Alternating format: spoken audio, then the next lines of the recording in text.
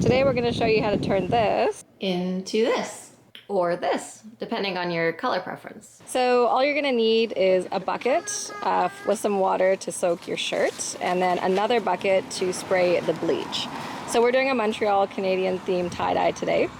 So I've got a red shirt here. You're going to need some rubber gloves because we're using bleach, and then some rubber bands. I'm going to try to add some blue dye in there. If you want to add some blue, then you'll have to go pick up some dye that can work on the shirt, whether it's tie-dye or the RIT fabric dye, that'll work as well. Or you can just leave it with the bleach and it'll turn kind of an off-white, a little bit of red.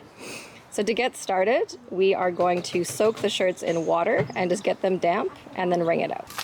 So just make sure they're good and saturated. So the other thing is you're going to want to make sure that your shirt is 100% cotton. If it's anything like a 50-50, it'll be a sort of a softer effect that you're going to get. So we found that the 100% cotton worked the best.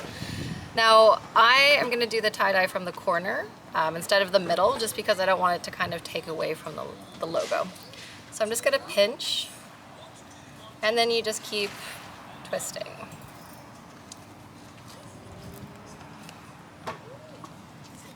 Just wrap it, and then you put the elastics on. And you can do, you know, as many or as few as you want, depending.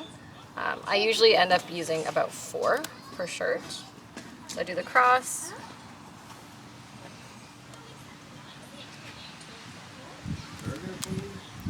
That. And you can add more. I mean, if you want to add more to it, you can, but this is usually where I stop. So once we've got these ready, then we're good to start spraying with bleach. Okay, so we've got the bleach in the spray bottle, and this works really a lot better, we found, when the sun is out, but you know, if you don't have sun, unfortunately, you got to work with it you got. So we're just going to fully saturate them. Some of them, they react really quickly. Some, it's going to take a few minutes before you see the change. So I've got them completely soaked, and then we're going to leave them for a few minutes, and then once we see that the color has changed, then we're going to flip them and let that change again. Okay, so these have faded, and now we're just going to rinse them to get the bleach off. So this is just a bucket of water. This is a nice color, but I definitely want to add some blue because for Montreal Canadiens, we need to have the blue on there. So for one, I'm going to do all blue, and the other one I'm going to alternate because I just want to see, you know, what the difference is and what it kind of looks like in terms of the pattern.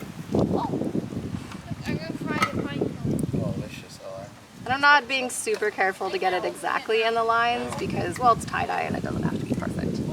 Then on this side, I'm going to actually try to rotate it and alternate with what I've done on the front. Again, just to see what kind of pattern we end up with. So you want to make sure it's completely saturated. Some people use soda ash in between the bleach and when it's damp before they put the dye on, but I could not find any at Michael's. I think everyone's bought it all from all the tie-dyeing that's happening. So this is being done without that step. And be sure to wear the gloves that come with the kit. If yours didn't come with any, you're going to want to buy some, otherwise your hands are going to get stained with this.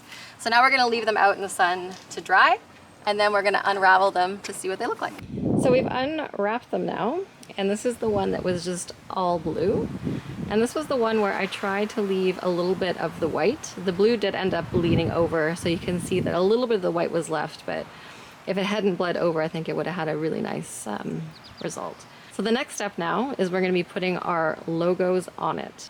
And for that, I'm just going to be using some special printer paper. So you don't need a Cricut or anything fancy, you just need to have an inkjet printer. So I just bought some of this transfer sheets on Amazon, and I just made sure to buy it for the dark shirts, because if you buy it for white shirts, then it might not work as well, or some of the backing color is going to bleed through. So once you've printed your logo, if you're going to be putting one on there, you just cut it out, and then you get ready to iron it on.